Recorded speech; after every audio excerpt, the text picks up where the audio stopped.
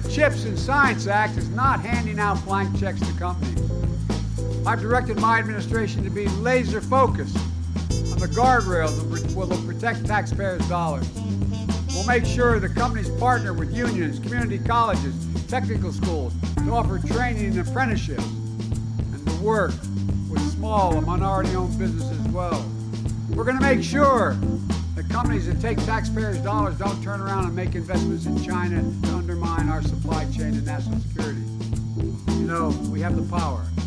We have the power to take back any federal funding if companies don't meet these requirements. The law also requires companies build these semiconductor facilities by Davis-Bacon prevailing wage, so people can live with a little bit of breathing room. This will ensure tens of thousands of new construction jobs and high-paying jobs, and more often, high-paying union jobs. Idaho could be preparing to send another round of rebate checks to Idaho taxpayers. The proposal is a tax rebate of 10% of tax amounts paid in 2020 or $300 for individual filers, whatever amount is greater. The idea was announced by the governor, and this week the lawmakers will vote on the package that includes rebate checks, income tax cuts, and investments in public education. Over the past few years, there have been a lot of conversations about stimulus checks and inflation, and it's popular agreement that repeated federal stimulus money has accelerated inflation rates. And there are big announcements this week for all low-income households. There are now over 20 states that are currently sending out brand new stimulus checks. It's all part of a fourth stimulus package. Some of these payments will not be automatically sent out. Now, millions of Americans are still hoping that the federal child tax credit will be extended as part of a plan to tackle inflation and poverty. The good news is that there is still some relief available for families in the U.S. 12 states have either updated or initiated their own child tax credit initiatives. Most state-run child tax credits are earmarked for low-income households. The federal child tax credit became available to qualifying families through the American Rescue Plan Act and provided up to $3,000 per child per year for families with children under the age of 6, for families with children ages 6 to 16. The Biden administration hoped the U.S. program will last until 2026, but the Senate voted against extending the expanded child tax credit. The main option now is to apply for state child tax credit programs. Here's a full list of the states that currently offer their own child tax credit programs: California, Colorado, Connecticut, Maine, New York, Oklahoma, Rhode Island, and Vermont. Eligibility requirements vary state by state and are based mainly on factors like the age of the child and family income. Now, for example, in California, the Young Child Tax Credit is available to children under age 6 who qualify for the Earned Income Tax Credit. In Maryland, the state child tax credit is available to people under the age of 17 with a disability, with a further requirement that household adjusted gross income be $6,000 a year or less. Connecticut has one of the higher income limits. The governor reported that roughly 70% to 80% of eligible households claimed the state's $250 per child tax rebate before the application period closed. That means $92.5 million of the $125 million that legislators appropriated for the program will be distributed. Thank you. Senator Wicker. Thank you very much. Well, I really appreciated the testimony today. I appreciate Mr. Capozzi talking about the need for improving access to people with disabilities. Reverend Latham, you're absolutely right. I'm very, very interested in better recruiting and more successful recruiting from the HBCU. So thank you very much. It should surprise no one that I really want to talk about Gulf Coast Rail. And Mr. Primus and Mr. Fuchs in the audience, thank you for allowing me to testify before the STB. There have been hearings, 11-day evidentiary hearing. And then in May, STB members expressed disappointment with the level of detail and analysis offered and gave the parties additional discovery time. Do you have better information and better detail now? Do you have what you need, Mr. Primus? The simple answer in my mind is I hope so. I mean, we are still evaluating the information that was just presented to us very recently. And in my mind, honestly, I understand the frustration in the delay of even our decision, and we are working expeditiously to try and get to that conclusion. I think in terms of asking for this additional information, we needed to be sure what was being presented on both sides really rose to the level that was acceptable and meritorious that we could review. And that's why we're at the point now. Okay, I may intrude on my time, but I usually don't do that, Madam Chair. There's been an STB ordered mediation. I understand that's going to be extended. Is that correct? All the parties asked for the mediation. So before there was objection, but all parties asked for mediation, and so. And I wonder how long that period will be extended. Senator Holland, Maryland's recognized. Thank you, Mr. Chairman. Thank you to both of our witnesses here today. And Commissioner Bahrain, it's great to have a fellow Marylander here. Thank you for your work protecting the interest of Marylanders and your work at NAIC. And I also want to thank you and NAIC for helping me and some of my colleagues prepare legislation to protect seniors from financial fraud. The legislation is titled Empowering States to Protect Seniors from Bad Actors Act, and it would provide an authorization grant program to the SEC to provide both state securities and insurance regulators with additional resources to crack down on fraud, which we know is a huge problem, $3 billion a year, at least in financial scams. Can you just speak briefly to the importance of passing this legislation to protect seniors from financial fraud? Absolutely, Senator. We've been very happy to work with you on that initiative. I mean, there's probably consumer protection is what insurance regulation is all about. And there's probably no more important area of consumer protection than assuring that our seniors are not subject to aggressive marketing tactics and to other fraudulent practices. So it's really critically important that we have all the resources available to assure that we are on the ground working with seniors directly to be able to prevent them from being caught up in fraud. Thank you, and I'm going to take this chance to ask the chairman and the ranking member to join us in getting that.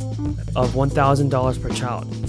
That's under the age of 5, with a family income below $125,000 a year. In contrast, New Mexico offers credits worth of $175 to $175 per child. Some states offer credits linked to the federal child tax credit. For instance, in New York, the state credit is either 33% of the federal tax credit or $100 per qualifying child, whichever is greater. In Colorado, the state credit is 5% to 30% of the federal credit for each qualifying child. Students will start heading back to school in a matter of weeks, but fewer parents say they can afford back-to-school shopping this year because of rising inflation.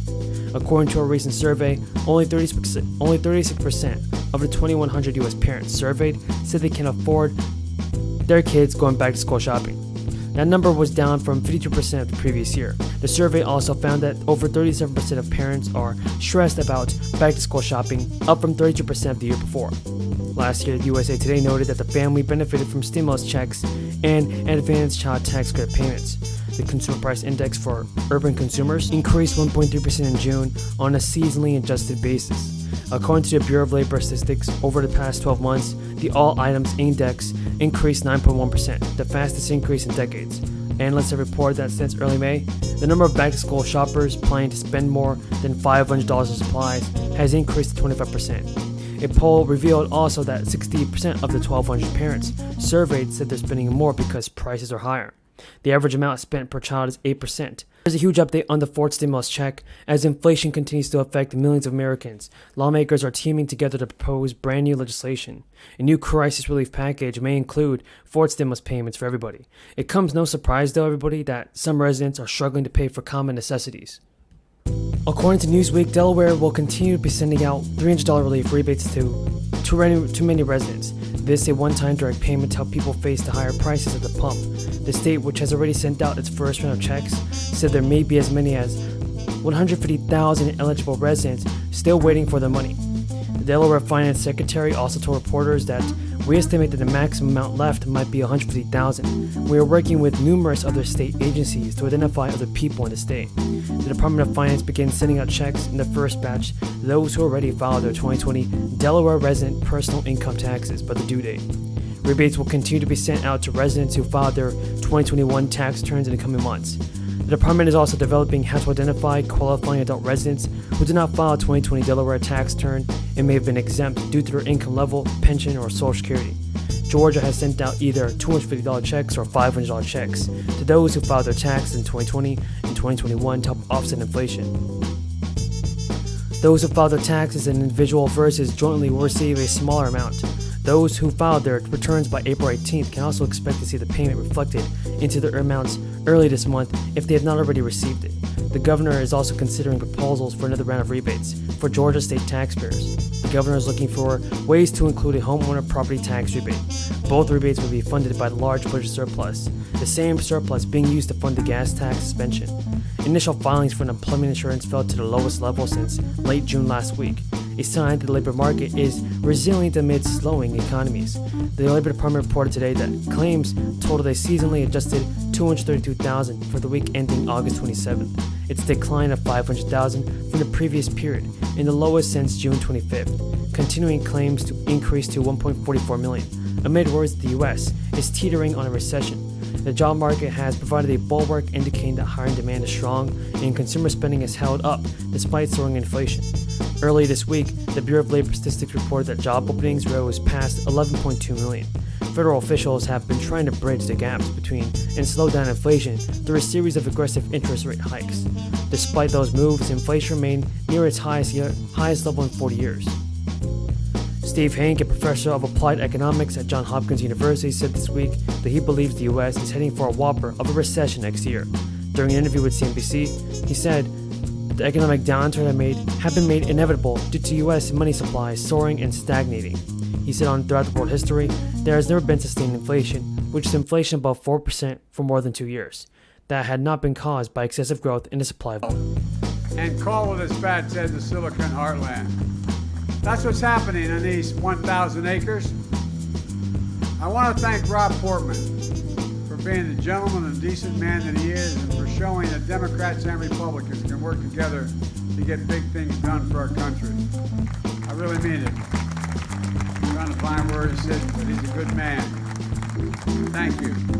You're leaving a hell of a legacy as you leave what you're doing as a consequence of you, in large part. And thanks to the bipartisan group of Ohio congressional delegation here today. Tim Ryan, thank you for your leadership, always representing this and working people. Thank you, Congressman Joyce Beatty. And, I don't think we could have gotten the infrastructure bill done without Joyce. She was the final capstone. I thought we all thought it was hanging in the balance there. But I don't know what you did that last 4 hours. But whatever you did, you got it done. And Dave Joyce, Anthony Gonzalez, Mike Carey, Tony Balderson for the work in the House. We're also joined by congressional leaders from around the country who fought so hard for this bill. Eddie Bernice Johnson, chair of the House Science Committee. Eddie, this whole bill wouldn't have gotten done without you. It really wouldn't have. We're also joined by Congressman Ro Khanna. Ro is a tireless champion for American innovation and seeing that workers are part of the deal.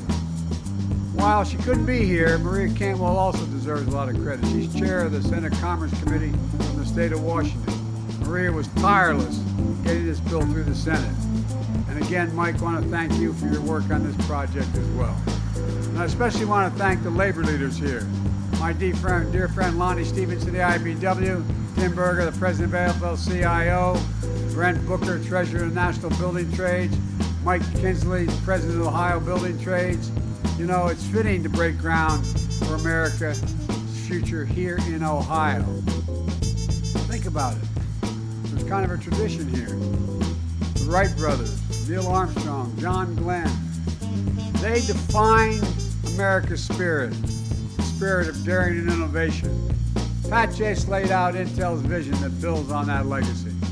A brand new $20 billion campus, 7,000 construction jobs, union construction jobs, 3,000 full-time jobs that will pay an average of $135,000 a year, and not all of them will require a college degree once these facilities are built.